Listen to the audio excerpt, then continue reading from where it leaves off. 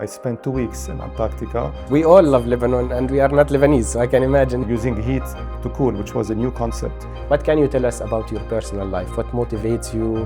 What habits do you have? I was impressed, I was inspired by the high-rise building, by the fast-moving economy. How do you prepare for that?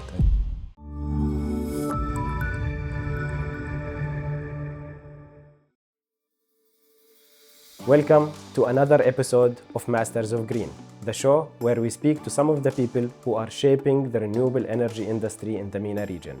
I am your host, Waleed Alhallaj, and today I have with me Michel Abi Saab, the General Manager of Emerge. Michel, I'm very happy to have you here. رقم واحد. رقم اثنين, I want to tell you that I always felt that you are one of the nicest people in the industry. Very humble, very easy to approach, and that's not very usual from a GM in the region, to be honest. Thank you so much for it. Michel, one thing that was really interesting going through your CV and preparing for this interview is how technically strong you are, especially how many extra certification you have got. You did your masters, you have CEM, CMVP, Lead AP, ISO 50001, all these technical certifications. How do you feel being technically strong helped you be the professional you are today? Thank you very much, Waleed, and thank you for the opportunity to be with you today. I studied engineering and I started my career as a mechanical engineer. And I believe this helped me shape who I am. As an engineer, you ask many questions.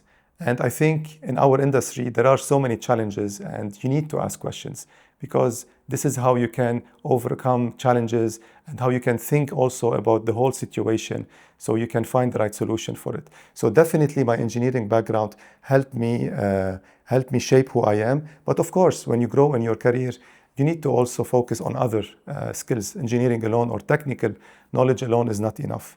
So you need to focus on people management, you need to focus on financial skills because all these are important to lead a company and to be successful in what you do.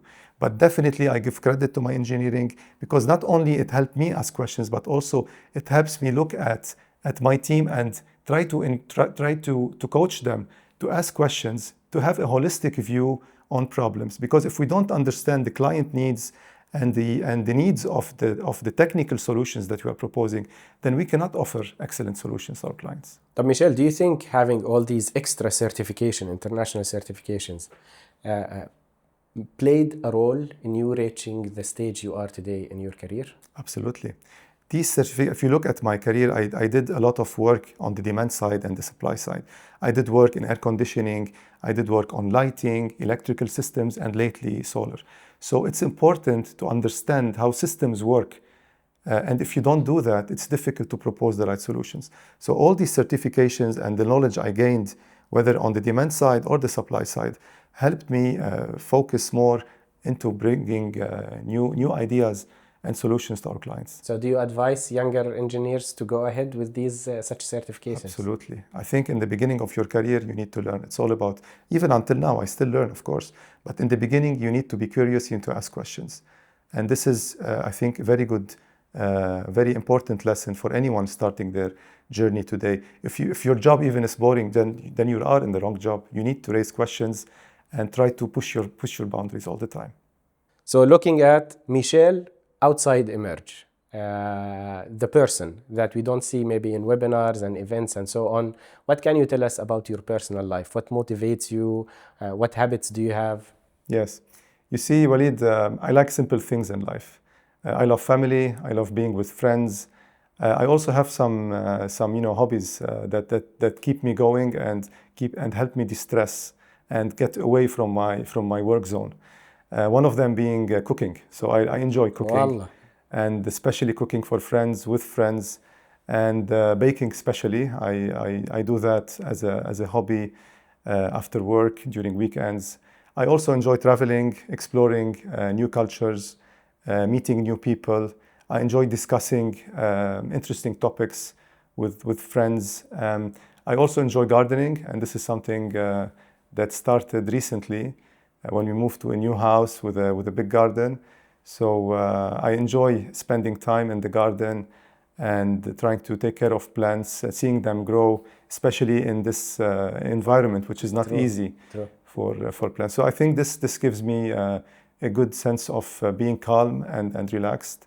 And the best part is when I combine both gardening and cooking. So one of the things I enjoy doing is when I use my garden as a source of ingredients for my cooking. So I show off with friends, picking basil, tomatoes from the garden and cooking for them. But Michel, if I may ask, how did the role of family and activities become more important with time? Do you feel that they became more important now than they were 10 years ago, or change of position, responsibilities? I think so. I think family, when you get married, you have kids, your responsibilities change and of course grow. So I felt when I have, the moment I started the family, I felt that my priorities also changed. Of course, before that, priorities were more work-related, focusing on my personal well-being and personal interests. Today, I'm focusing not only on that. Of course, you need to take care of yourself, but also focusing on having a good time as a family, helping my kids grow, coaching them, and I do enjoy that as well. That's brilliant. That's brilliant. And also something that was interesting looking back to your career, your CV, is the fact that you spent now almost 17 years at Masdar and Emerge. And I always tell people that maybe you should change every once in a while because it gives you new experiences, new exposure. It grows you as a professional. But obviously you did something different, and mashallah, you are the general manager of Emerge today. How do you think staying at one company for a long time shaped the professional you are today and the career that you had? Yeah, I think it depends on the culture, on the environment which you are working in. I'm a kind of person who gets bored quickly as well. I need challenges, I need new things, I need to learn all the time. And what I'm fortunate about that, my very long time at Masdar and then Emerge, I kept myself doing new things. And as you know, Masdar back when it started almost 20 years ago, it was a new concept. We were talking about solar when nobody was talking about solar. We were talking about sustainability in a place where sustainability was not really something to talk about. I'm talking about environmental sustainability here.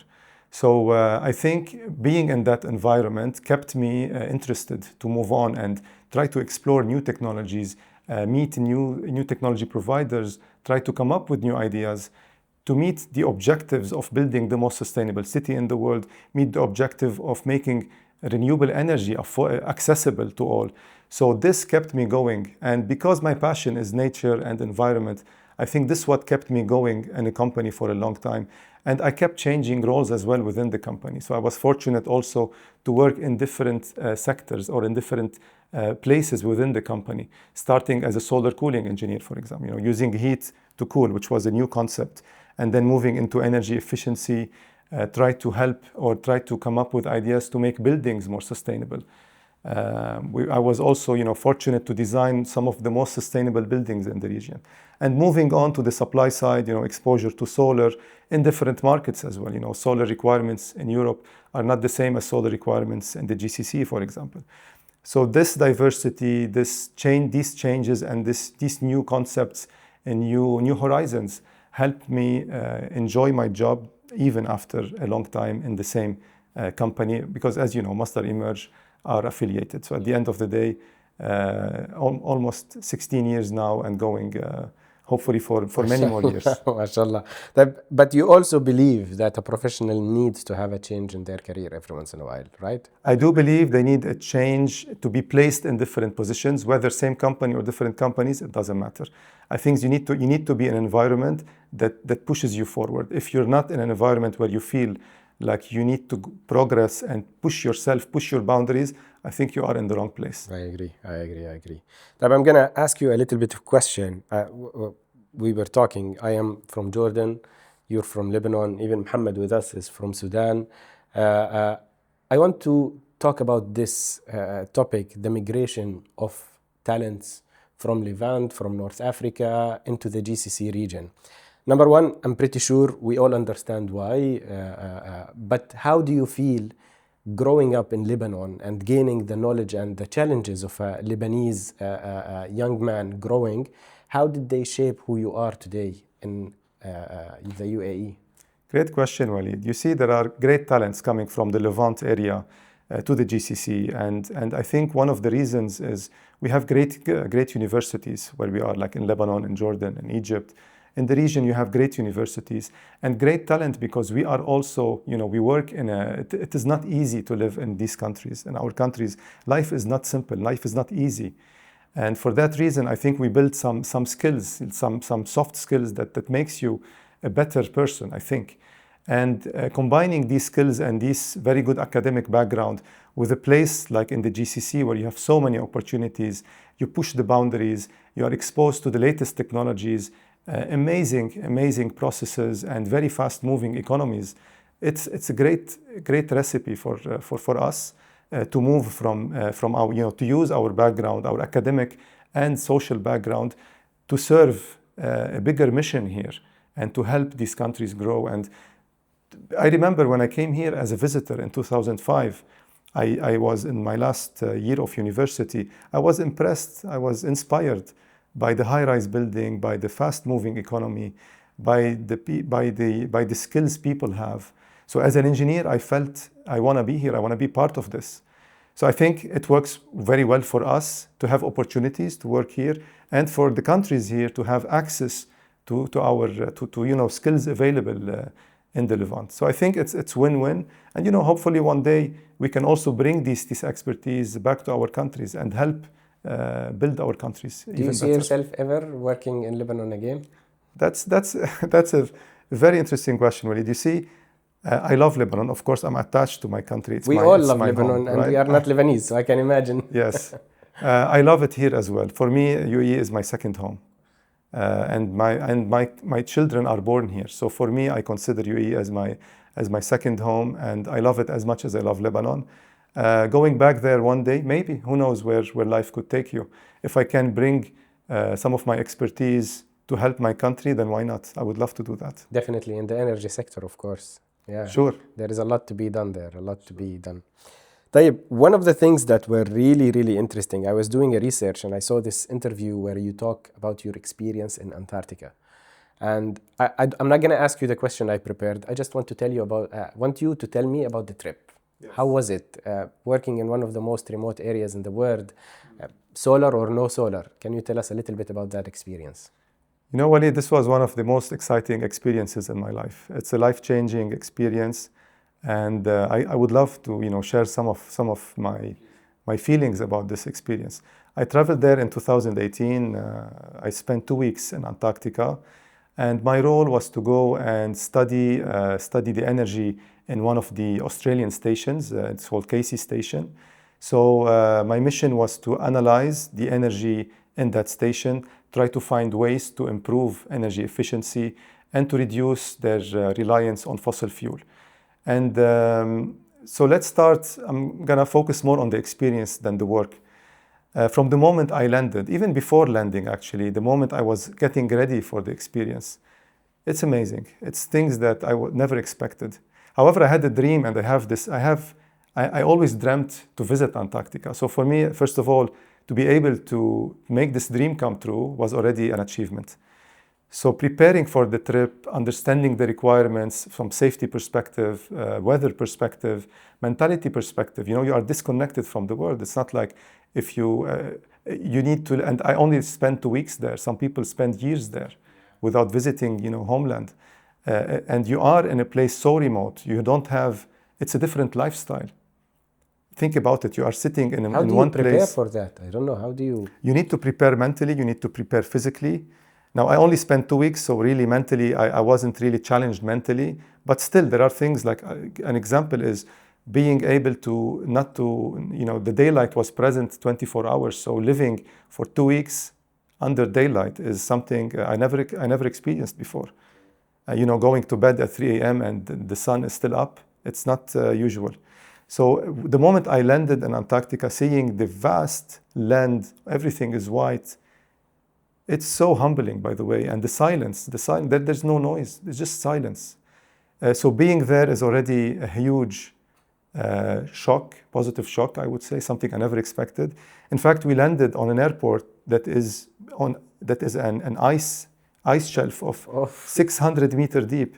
So the moment you look down, you see this deep blue color. The ice is so beautiful. Everything is so beautiful. The sky is white. The land is white. And then, going around it, seeing penguins, seeing seals, having walks in the night around the station when it's so cold, the snow is falling so nicely, and then you see the animals around you that have never been touched, that have never been disturbed also. So it reminds you of how small we are, of how important protecting the planet, and also discussions I had with people on the stations. These are scientists that are studying ice, penguins, plastics in the oceans, climate change. These people have spent decades studying. So these discussions we used to have every day after work are so deep and so inspiring. And also seeing the impact of humans on the planet. You see it firsthand there, because for the first time I felt it. Like it becomes personal. The climate change challenge becomes personal when you visit Antarctica, because the ice is melting, and you can ask, you can see it, you can feel it. The scientists are telling you, showing you data. Plastic, who would expect to have microplastics in Antarctica when there's only little people? But you see the impact of the world has even reached Antarctica in terms of pollution. So microplastics has been tested, has been seen in Antarctica. And this is a wake-up call for us, that every single thing we do anywhere in the world will have an impact to even the most vulnerable areas in the world, such as Antarctica. So imagine if the impact are very visible there. Yes. How is it around us, where there is exactly millions of people revolving?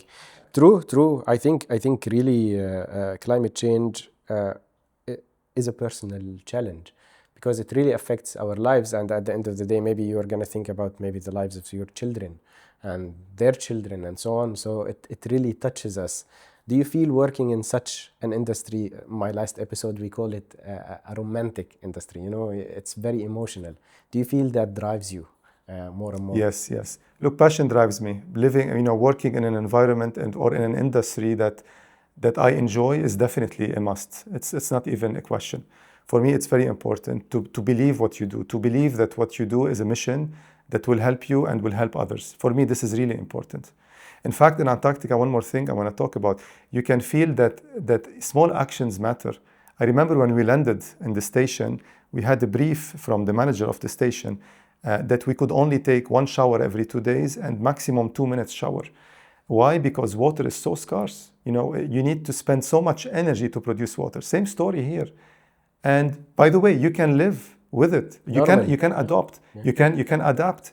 So the message here is, we can adapt. We can still make a difference. If each one of us takes it seriously, we can make a difference. And the team there has made a difference. We were able to save energy. We were able, in fact, one of the outcomes of my trip was to install 30 kilowatts solar plant in Antarctica, which was also a crazy thing. True. So I'm very happy to have impact also on the South Pole. That's great. You said something important about passion.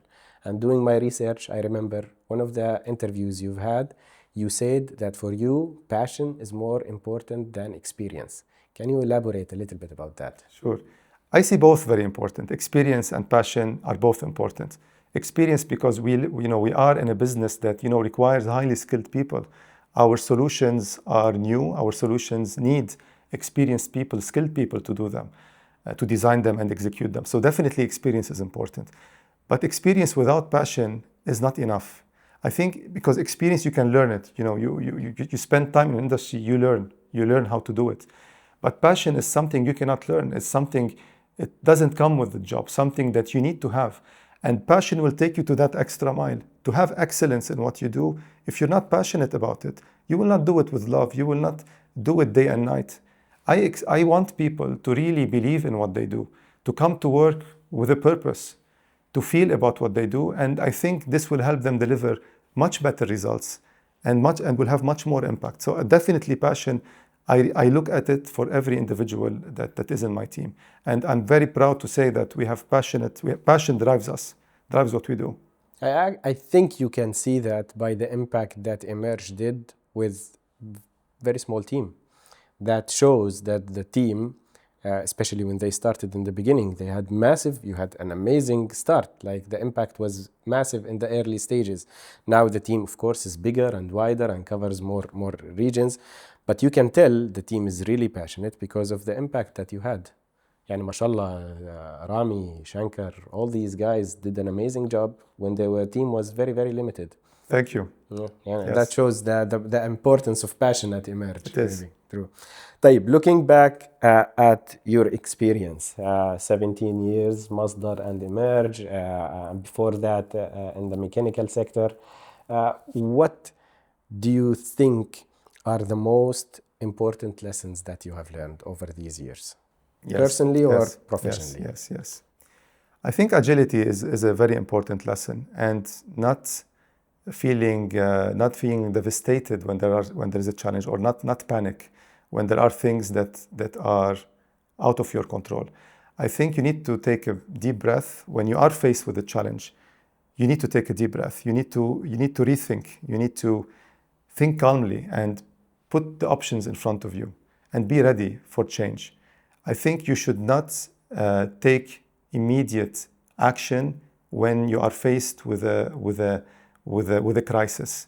Of course, you need to take actions quickly. I'm not saying no, but you need to take time to think quickly, but you need to take time to think, and you need to put options in front of you. The worst thing you do is when you don't think about options. So something I learned is I need to think thoroughly about what options do I have. Even if I don't have the answers for all the questions, it's okay. You cannot have answers for the questions. And this is when you need to use your intuition and your experience in how to move on. But you need to think before you take action. So being agile and be ready to change and to think outside the box is really important. Yeah. Is there a lesson that cost you a lot to learn? Like something that was really, really tough, but a very important lesson in your life? We've been through crisis. Whether, we are in the world, we have faced financial crisis. When I came here, the world was amazing. And then after 1 year, the financial crisis hit the world. And then another one hit a bit later on. So these instances in your life, they actually taught me many lessons. They taught me how to think outside the box, how to benefit from a challenge. Sometimes you might see it's the end of the world. But I can now tell you that many occasions when you lose things, they make you understand, they give you chances as well. Life is not always negative. When you have an accident, where you have anything that could impact you negatively, it could actually be a wake-up call, or it could be an opportunity for something even better than what you used to have. Sure. So I always believe I am an optimist person. I believe there's nothing in life that cannot be overcome. I think you need to take every challenge, let it not harm you, let it not put you down. There is always a room for getting over it and maybe create even better opportunities from it. True. I think in our region that's very important as well, because of everything that's happening around us. You always need to be ready to pick yourself up. Absolutely.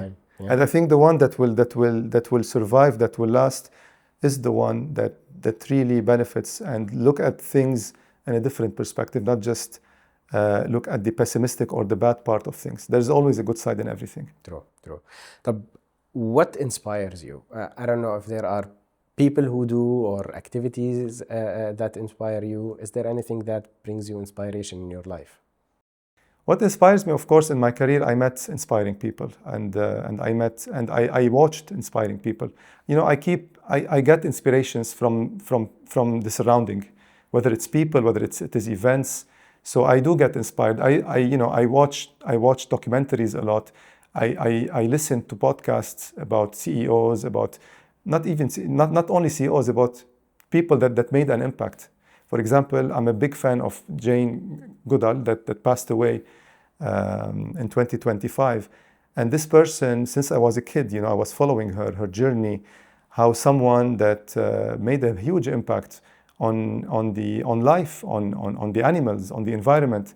And even the last moment before she died, she was still pushing. She was more than 90 years old and still working hard, still working for the same cause. So this is one person that is an inspiration to me. And there are many other examples Waleed, about inspiring people in life. طيب, before we conclude, now after this time, with all the experience that you have gained, if you get the chance to go back and give one advice to Michel, the fresh graduate in mechanical engineering in Lebanon, what would the advice be? Well, Waleed, I think one advice is to enjoy life. Life is so precious, life is so precious. Moments that this moment today it may not come, right? Again, the moment now we are chatting, it's a great time to really enjoy. So I think enjoying life, appreciating every moment with friends, with family. So be in the present. Let's not overthink about things. Let's just keep it simple. Try to find. There is always hope. There is always ways to learn, ways to grow. There's always somewhere, somehow, something to do to keep you happy. And this is why I encourage people to have a hobby, to do something they like. If I look back in time, I would just say to myself, don't worry, there are things that will happen against your will, but keep track, keep focused, keep discipline. Life is not always difficult. Life has also a great side of it. And let's enjoy life and enjoy the path, enjoy the people we meet. تعرف Michel, every single time I ask someone this question, they never say anything related to work. And when you think about it, how much time and mental capacity your professional career takes out of your life, especially in your 20s, 30s, 40s, eventually everybody says the advice is, man, live your life, live in the present, enjoy your moments. So I feel that there should be more focus on living your life, because your career will happen anyway. You work hard, of course, that doesn't undermine the effort that you have to put, but maybe we neglect our personal lives a little bit, especially in a very competitive region, very competitive industry.